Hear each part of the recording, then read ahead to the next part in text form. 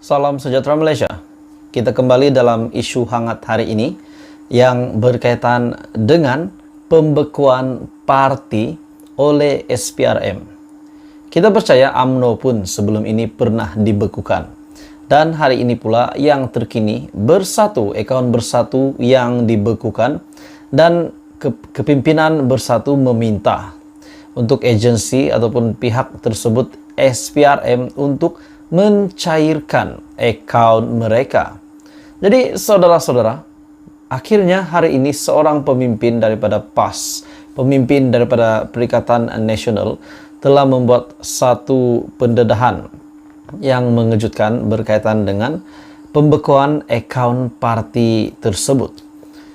Beliau juga berpendapat bahwa ada parti yang dibekukan akaun namun tidak bersalah. Tapi saudara-saudara, itu pendapat persepsi berbeza-beza daripada netizen, daripada pengundi.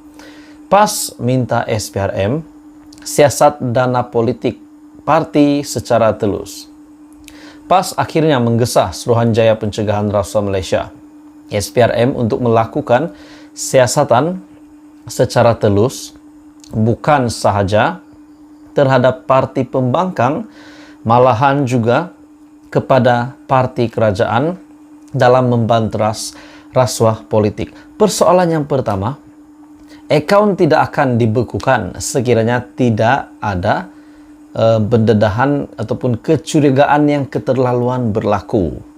Setiausaha Agung PAS, Datuk Seri Taqiyuddin Hassan, beliau berkata membuat pendedahan, semua pihak juga diminta untuk tidak menganggap tindakan SPRM membekukan akaun sesuatu parti sebagai bersalah, kerana kadang-kadang kesalahan yang dilakukan itu tidak terkait dengan kewangan yang ada di dalam parti berkenaan. Sebagai contoh, akaun UMNO pada suatu masa yang dulu terdapat RM 114 juta dan akhirnya apabila SPRM mendapati tidak ada kes berkaitan, ia diberikan semula kepada parti berkenaan. Apabila wang yang masuk ke dalam akaun parti, mestilah duit yang diperoleh daripada sumber yang sah, termasuklah sumbangan daripada orang ramai maupun ahli. Jadi itu adalah kenyataan daripada Setiausaha Agung PAS, Datuk Seri Taqiyuddin Hassan. Menurutnya lagi, di Malaysia tidak ada undang-undang yang berkaitan dengan dana politik dan siapa saja boleh memberi sumbangan kepada mana-mana parti politik. Beliau berkata lagi, jika hendak semak kewangan parti, ia perlu dilakukan ke atas semua parti, kerana pada pilihan raya semuanya menggunakan wang. Dan dari mana mereka ataupun parti mendapat wang untuk membuat poster, mengadakan ceramah atau aktiviti berkaitan, dan ia tentulah usaha daripada parti itu sendiri. Oke, saudara-saudara, sebenarnya perkara ini memang sudah pernah diusulkan oleh beberapa pemimpin yang juga berkata, kenapa akaun PH ataupun UMNO BN tak disiasat ataupun tak dibekukan. Namun pada akhirnya yang dibekukan hari ini, akaun yang dibekukan adalah Bersatu, di mana terlibat dengan dana politik RM 300 juta, dan sudah pasti kita tahu juga berkaitan dengan isu-isu penyelewengan dana kerajaan PN sebelum ini. Itu menjadi isu yang hangat, menjadi perbualan ramai orang berkaitan dengan RM 600 bilion lah, RM 4.5 bilion. Jadi itu semua sekarang masih dalam siasatan. Jadi saudara-saudara, akhirnya Setiausaha Agung PAS membuat kenyataan dan meminta SPRM untuk menyiasat dana politik secara telus. Jadi apa komen Anda? Teruskan bersama di dalam channel ini. Bantu channel ini dengan menekan butang like, share, dan subscribe. Hai semua, salam sejahtera Malaysia. Tuan-tuan dan puan-puan semua.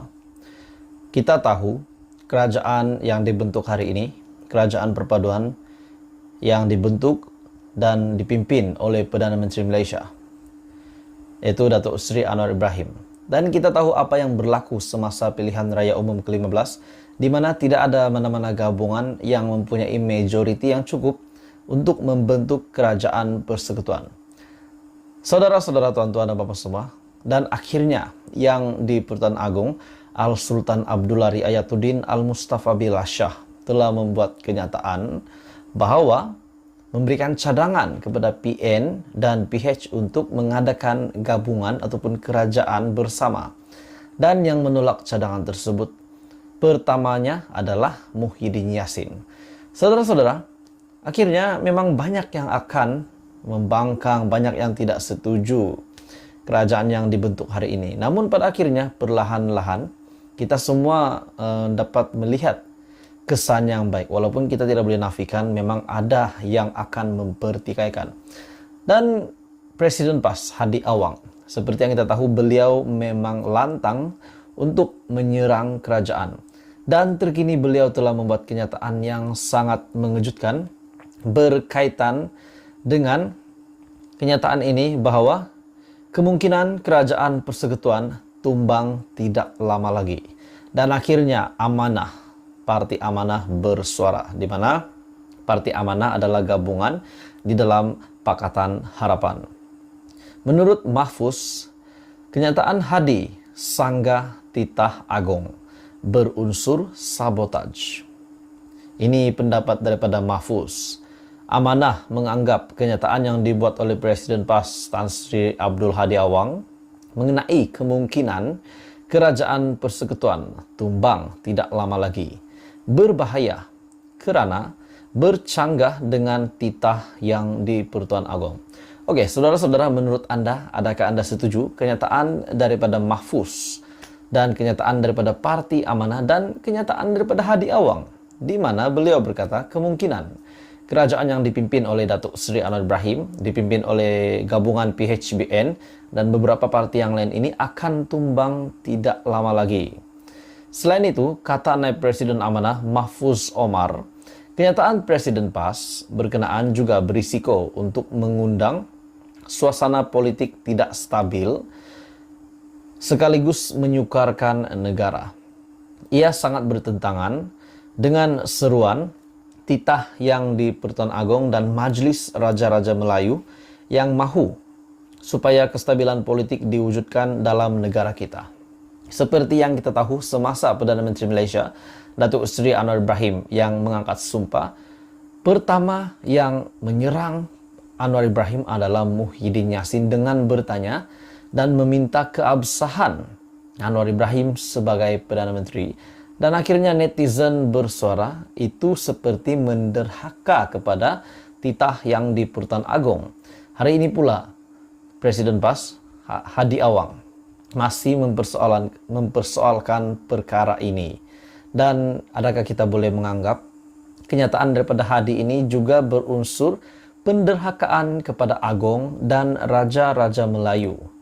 Dan kita tahu banyak yang membuat kenyataan. Contohnya Raja Petra pun ada membuat kenyataan bahwa kerajaan PHBN pintu belakang Istana Negara. Sedangkan ini rasmi mengangkat sumpah di Istana Negara sebagai Perdana Menteri, sebagai timbalan Perdana Menteri dan semua menteri serta timbalan menteri.